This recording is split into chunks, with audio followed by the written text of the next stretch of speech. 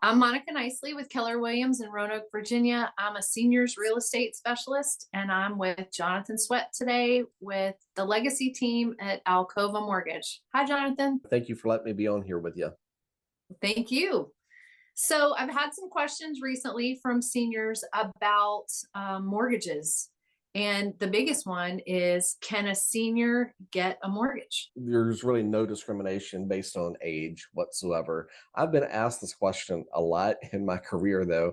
I've had folks near 90 ask me, can I get a 30-year mortgage? Absolutely, you can. Any lender is going to still be doing the due diligence as far as checking income, credit report, that kind of thing. Any age can do a 30-year mortgage if you'd like to. What if I don't have a job and the only income is Social Security? Again, it's going to be an evaluation by any lender. There's a lot of folks that over 62 or late 60s, early 70s that are going to retire for sure. It's very common for us to see that they don't have like a normal employer. But what most people will have is they're going to have Social Security income. They may have pension income. They may have dividend income coming in from a 401k plan or some sort of retirement that they had in the past.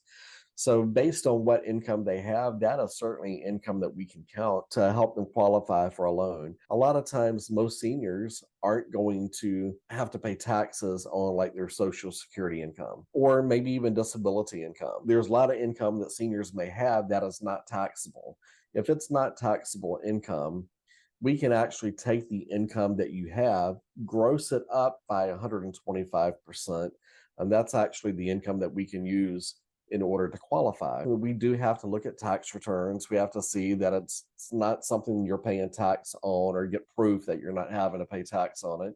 But once we can find that out, then we can gross it up. But certainly there's always income there that can be counted. What if I'm a senior receiving Social Security and I don't file a tax return annually? So there would be some documentation that you would have somewhere, even like your Social Security awards letter. You're going to get that usually the end of the year, and it's going to tell you what your income is going to be in the coming year. If it's under a certain amount, then it's not, you don't have to pay taxes on it. So that's something that we can see too, that if it's under a certain number, that it's not, you're not going to have taxes paid on that income. I'm a senior, I can get a 30-year mortgage, but do I have to put 20% down? If you haven't owned a home in the last 3 years, you can put 3% down and do a conventional mortgage. If you've owned a home in the last 3 years, then the minimum down payment is 5%. Really, any borrower's situation is going to be unique to them and what they have. Depending on their situation, it may,